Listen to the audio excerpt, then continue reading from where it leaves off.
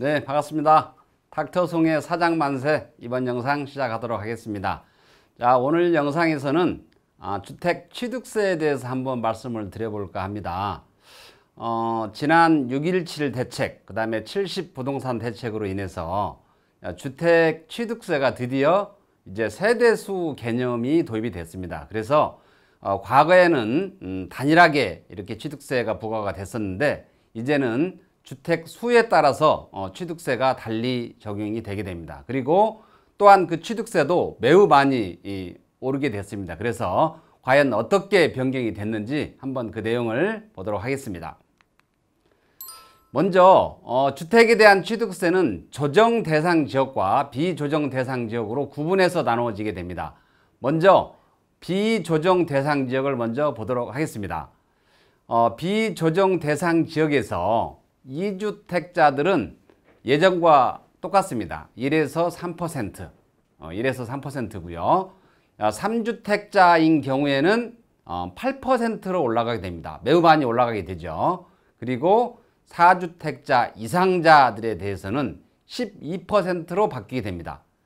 그런데 이게 조정 대상 지역에서는 또 달라집니다. 조정 대상 지역에서는 2주택자에 대해서는 8%, 그리고 3주택자에 대해서는 12%, 그리고 4주택자 이상도 마찬가지로 12% 이렇게 바뀌게 됩니다. 그래서 비조정 대상 지역은 3주택 이상부터 취득세가 급등을 하게 되겠고요. 조정 대상 지역 내에서는 이제 2주택 이상부터 취득세가 8%, 그리고 3주택 이상부터는 12% 이렇게 급격하게 올라가게 됩니다. 그리고 법인에 대한 취득세도 바뀌게 되는데요. 이제 법인은 무조건 12%입니다. 법인 같은 경우는 무조건 12%다. 자, 이렇게 알아두시면 되겠고요. 그런데 증여로 인한 취득세도 바뀌게 됩니다. 조정 대상 지역 내에서 3억 이상의 주택을 증여할 경우에, 이런 경우에는 원래 증여 취득세는 3.5%였었습니다. 그런데 이게 12%로 올라가게 됩니다. 그러면 모든 걸 다 이렇게 적용하는 게 아니고 약간의 예외 규정이 있는데요. 그 예외 규정도 한번 같이 보도록 하겠습니다. 먼저 일시적 1세대 2주택이 있습니다. 일시적으로 이제 새 집으로 이사 가기 위해서 일시적으로 2주택이 되는 경우, 이런 경우에는 2주택으로 보지 않고 1주택으로 봐서 똑같이 1에서 3%를 적용을 합니다. 그리고 증여취득세에서 1세대 1주택자가 배우자나 자녀에게 증여하는 경우 있거든요. 배우자 또는 직계 존비속에게 증여하는 경우에는 기존과 마찬가지로 3.5%를 적용을 합니다. 다른 사람에게 증여하는 경우에는 12%가 적용된다고 했죠. 하지만 1세대 1주택자가 배우자 또는 직계 존비속에게 증여 시에는 12%가 적용된다는 거 알아두시고요. 그리고 주택 분양권, 그 다음에 조합원 입주권, 그리고 주거용 오피스텔은 법 시행 이후 취득분부터만 주택수에 포함을 합니다. 법 시행 이후 취득분만 주택수에 포함한다. 이미 이 주택 분양권이나 조합원 입주권, 그리고 주거용 오피스텔을 현재 가지고 계신 분들은 주택수에 포함되지 않지만 법 시행 후에 취득한 이 주택 분양권, 조합원 입주권, 주거용 오피스텔은 주택수에 포함한다라는 거, 이것도 꼭 알아두셔야 됩니다. 그리고 오피스텔 분양권은 주택수에 포함되지 않습니다. 자, 이런 예외 규정이 있다라는 거 알아두시고요. 그러면 변경된 취득세율의 시행 경과 규정을 한번 보도록 하겠습니다. 과연 언제 취득분부터 주택수에 포함되는지, 또는 언제 계약분부터 주택수에 포함되는지 하나씩 알아보도록 하면은요. 2020년 7월 10일 이전에 매매 계약을 체결한 경우, 이런 경우에는 종전 규정을 적용을 합니다. 변경된 규정을 적용하지 않고 종전 규정을 적용한다. 그런데 2020년 7월 11일 이후에 계약을 했지만 8월 11일이 이제 법 시행일입니다. 8월 11일 이전에 잔금을 지급을 했다라고 하면 이때도 종전 규정을 적용할 수 있습니다. 7월 11일 이후에 계약을 했지만 8월 11일 이전에 잔금을 지급했다라고 하면 종전 규정을 적용한다. 그리고 7월 11일 이후에 계약을 했고 잔금도 8월 12일 이후에 잔금을 지급을 했으면 이런 경우에는 변경된 규정을 적용을 합니다. 그리고 8월 12일 이후에 계약을 했다. 그러면 당연히 변경된 규정을 적용이 되겠죠. 그래서 이 시행 경과 규정도 또 명확히 해둘 필요가 있습니다. 이 부분도 기억을 해 두시고요. 그러면 모든 주택이 다 주택수에 포함되는 건 아닙니다. 주택수에서 배제되는 주택들이 있게 되는데요. 가정어린이집, 그 다음에 노인복지주택, 저당권 실행으로 취득한 주택. 이 저당권 실행으로 취득한 주택은 내가 누군가에게 돈을 빌려줬는데 돈을 받지를 못했어요. 그리고 그 돈을 빌려줄 당시에 이제 근저당을 설정을 했는데 나중에 이걸 실행으로 인해서 빚 대신에 받은 거 있죠. 꿔준 돈 대신에 받은 이런 주택도 주택수 합산에서 배제합니다. 그 다음에 국가 등록문화재 주택, 그 다음에 농어촌 주택, 그 다음에 공시가격 1억 원 이하 주택 또는 오피스텔, 그리고 사원용 주택, 그 다음에 상속주택. 이 상속주택은 상속 개시일로부터 5년 이내 주택을 말합니다. 자, 5년이 지나가게 되면 당연히 주택 수에 포함이 되게 되고요. 여기서 또 상속주택은 세제 혜택이 주어지는 상속주택만을 말하는 겁니다. 그리고 분양권이나 입주권은 가격에 무관하게 주택 수에 포함이 된다는 거, 이것도 같이 기억을 해 두시고요. 오피스텔 취득에 따른 취득세를 한번 보도록 하겠습니다. 왜냐하면 이 많은 분들이 오피스텔에 대해서 헷갈려 합니다. 이 오피스텔은 주택은 아닌데 또 주택으로 사용을 하게 되면 또 주택으로 볼 수도 있는 물건이기 때문에 과연 이 오피스텔은 어떻게 이제 취득세가 적용이 되는지 하나씩 살펴보도록 하겠습니다. 일단 법 시행 이후 취득한 오피스텔은 주택수에 포함을 합니다. 그러면 시행 전에 취득한 주택은 주택수에 포함하지 않는다라는 거 기억을 해 두시고요. 그 다음에 법 시행 전에 취득한 오피스텔은 주택수에 포함하지 않습니다. 법 시행 이후에 취득한 오피스텔은 주택수에 포함을 하고요. 법 시행 전에 취득한 오피스텔은 당연히 주택수에 포함하지 않습니다. 그 다음에 법 시행 전과 이후 관계없이 일단 오피스텔 취득세는 4%입니다. 물론 이제 지방교육세나 농어촌 특별세를 빼고 순수한 취득세만을 말하는 겁니다. 법 시행 전과 이후 관계없이 이 취득세율은 4%인데 그러면 오피스텔은 이게 주택수에 포함하느냐 포함하지 않느냐만 관건이 되는 겁니다. 그래서 법 시행 이후에 취득한 오피스텔만 주택수에 포함을 한다라는 거 이제 명심을 해 두시고요. 그리고 주택으로 사용하는 오피스텔을 증여할 경우에 이때 주택 같은 경우는 증여취득세가 예외 규정을 빼고 12%라고 하지 않았습니까? 그런데 주택으로 사용하고 있는 오피스텔을 증여할 경우에 이런 경우에 과연 주택으로 보느냐? 그렇지 않습니다. 주택으로 사용 중인 오피스텔을 증여할 경우에 이때도 증여취득세는 4%다. 이걸 알아두시고요. 그 다음에 오피스텔 분양권은 주택수에 포함되지 않습니다. 그러면 취득세율 적용의 세대 원칙을 한번 말씀을 드려보도록 할게요.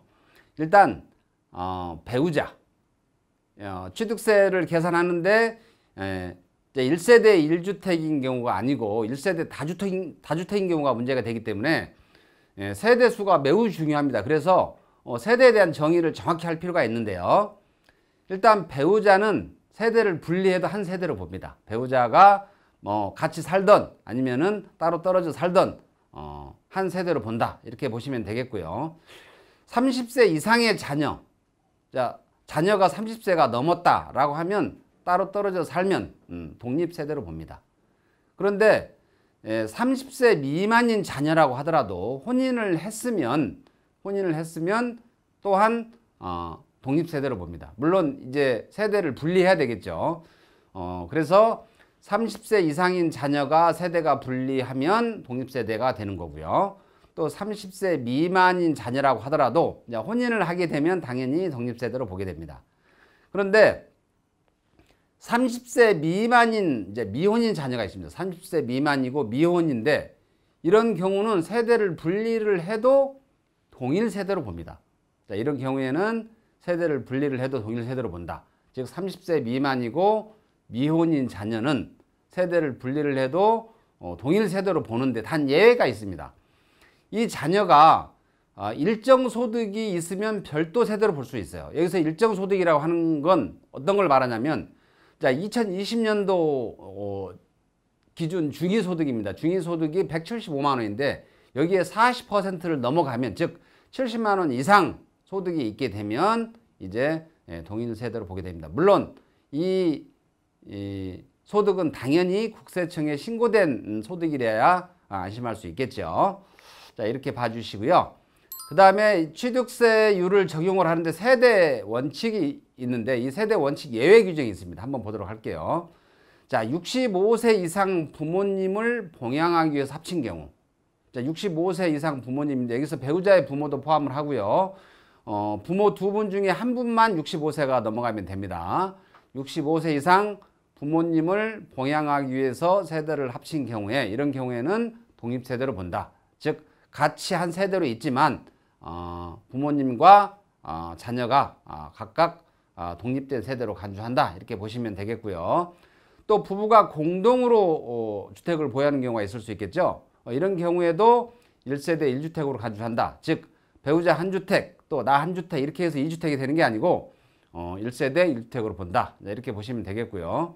또 배우자가 직계 좀비 속인 동일 세대가 아닌 다른 사람과 지분을 소유한다. 즉 배우자가 직계 좀비 속이 아니고 다른 사람과 주택을 공동으로 소유한다라고 하면 이때는 각각의 주택으로 본다 이겁니다. 그래서 배우자가 직계 좀비 속과 동일 세대 내에서 공동으로 소유하면 1세대 1주택이지만 동일 세대가 아닌 다른 사람과 지분을 소유하고 있으면 각각의 주택으로 본다. 여기서 또 조심하셔야 될 게 직계 좀비 속인 동일 세대만 해당이 되는 겁니다. 그래서 배우자가 직계 좀비 속과 동일 세대 내에서 공동으로 주택을 소유하고 있으면 1세대 1주택이지만 직계 좀비 속이 아닌 직계 좀비 속 동일 세대가 아닌 다른 사람과 지분을 공유하고 있으면 이런 경우에는 각각의 주택을 본다라는 거 이것도 알아두시면 좋겠고요. 그 다음에 이번에 그 생애 최초로 이제 주택을 구입할 경우에 취득세 감면이 있게 되는데요. 일단 금액 요건을 먼저 보도록 할게요. 자, 1억 5천 이하의 주택을 취득을 하면 100% 감면이 됩니다. 취득세 100% 감면. 그리고 1억 5천 초과 3억 이하의 주택을 구입을 하게 되면 50% 감면이 됩니다. 물론 생애 최초로 주택을 구입했다라고 해서 모든 분들께 혜택을 주는 게 아니고 소득 요건이 있습니다. 즉 소득은 연간 7천만 원 이하면 이제 생애 최초 취득세 감면을 받을 수 있다. 이렇게 알아두시면 되겠고요. 그 다음에 신혼부부도 또한 취득세 감면이 있습니다. 물론 신혼부부도 생애 첫 주택 구입 시에만 적용을 하게 되는데요. 여러 가지 요건이 있습니다. 먼저 면적 요건이 있는데 면적은 60제곱미터 이하라야 된다. 자, 전용 면적 60제곱미터 이하라야 되고요. 자, 소득은 맞벌이인 경우에는 7천만 원 이하, 외벌이인 경우에는 5천만 원 이하일 경우에 해당이 되고요. 또 금액 요건은 수도권은 5억 이하의 주택, 그 다음에 비수도권은 3억 이하의 주택을 취득할 경우에 해당이 되는 거고요. 그 다음에 감면은 뭐 그렇게 크지는 않습니다. 그래도 0.5%에서 1% 정도 감면이 됩니다. 자, 신혼부부 취득세는 생애 첫 주택 구입 시, 생애 첫 주택을 구입하는 신혼부부에게만 적용을 한다는 거 말씀드렸고요. 이번 영상을 한번 정리를 해보면 먼저 2020년 이제 개정 취득세율을 제가 말씀드렸죠. 2020년 개정 취득세를 말씀드렸고 그 다음에 오피스텔에 대한 취득세는 매우 복잡합니다. 그래서 제가 별도로 오피스텔 취득세에 대해서 말씀을 드렸고요. 그 다음에 변경된 취득세율 시행 경과 규정을 말씀드렸습니다. 7월 11일과 8월 달이었죠. 그래서 취득세율 시행 경과 규정 다시 한번 화면 돌려가면서 한번 보도록 하시고요. 그 다음에 취득세 적용 시에 주택 수의 합산 배제되는 주택이 있었죠. 이 주택도 확인을 해 주시고요. 그 다음에 취득세율 적용을 할 때 세대 원칙이 있고 또한 이 세대 원칙 예외 규정이 있었습니다. 이것도 같이 알아두시고요. 그 다음에 생애 최초 취득세 감면 그리고 신혼부부 취득세 감면 이렇게 취득세에 대해서 알아봤습니다. 그동안 취득세는 이제 금액에 따라서 세율이 결정됐지만 이제는 다른 이제 세금처럼 즉 주택 1세대 1주택 양도세나 그 다음에 조정 대상 지역 내 중과세라든지 아니면 임대소득 계산할 때 또는 종부세 계산할 때 이때 이제 주택 수가 반영이 되는데요. 이제는 취득세에도 이 주택 수가 반영이 되게 됩니다. 그래서 이 취득세도 이제는 매우 복잡해졌습니다. 그래서 이걸 정확히 알아야만이 이 절세 혜택을 볼 수 있기 때문에 이 취득세 부분도 이제 매우 중요한 세제 항목 중에 하나가 되었습니다. 자, 이상으로 이 영상 마치도록 하겠고요. 자, 이 영상을 보시고 도움이 되셨다라고 하시면 구독과 좋아요 꼭 부탁드리고요. 그리고 제 영상 알람 설정해 놓으시고 수시로 이렇게 영상을 시청해 보시면 도움이 될까 이런 생각이 듭니다. 자, 이상 영상 마치도록 하겠습니다.